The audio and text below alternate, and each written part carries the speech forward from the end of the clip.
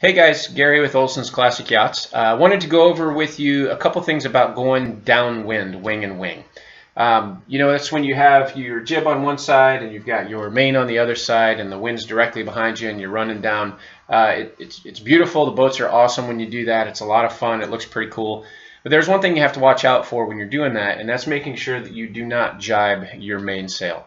If you jibe this boom over when it's under pressure, it's going to come through with a lot of force. It's going to damage the rig, and worse, it could hit someone, and it could really do some serious injury, if not kill someone, if that hits them in the head. So I want to talk a couple things that will help you keep that thing full and keep it from coming over. So one of the things, the first thing I tell people to do when you're running wing and wing, you never really want that wind to be on the mainsail side of the boat. If you're there, and say for instance a power boat comes and you get a wave that's coming in and moves your aft end, your stern, over far enough, and your boom sags in and that wind catches, it's going to throw it over. So I just tell people that when you're running downwind and you want to go wing and wing, you want to make sure that your wind is on the opposite side. And that way, what it's going to do is it's going to ensure that that main never gets backwinded and comes over.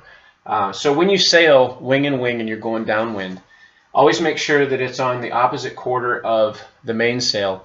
And then you really don't even want to worry about the jib as far as what its angle to the wind is. It's going to collapse from time to time if it gets blocked by the main. If this curls in, it's going to roll in, but it's fine. That doesn't hurt anything. You can just push it back out there and it will fill up. So what I tell people to do is sail the main. When you're sailing downwind, wing and wing, make sure that that main always stays full. And if there's waves coming, I'll even tell people to go ahead and head up a little bit to make sure that it never curls that thing and flips it over. So if you make sure your wind is coming off from, in this situation, it would be the starboard side of the boat because you're on a port tack. If you're on a port tack, then it would be the starboard side. Make sure that the wind is always coming from there and that you sail this. Another thing you can do is set up a preventer. Best way to set up a preventer is make sure that it's running all the way aft. I like to use a spare winch that's back there, and you run a line up to a block at the front and then bring it back to the boom. The reason I like it back here is that if something happens and you've got to get rid of that thing real quick and let the boom come over, you can just disconnect it here and let it come over. Some people will use a spare sheet, some will use spare halyards, but if you have a line that's long enough to set it up, it's a really good idea to do it, just to make sure that if the boat flops a little bit and that boom wants to come, that preventer does exactly what it says it does. It prevents it from moving back this way.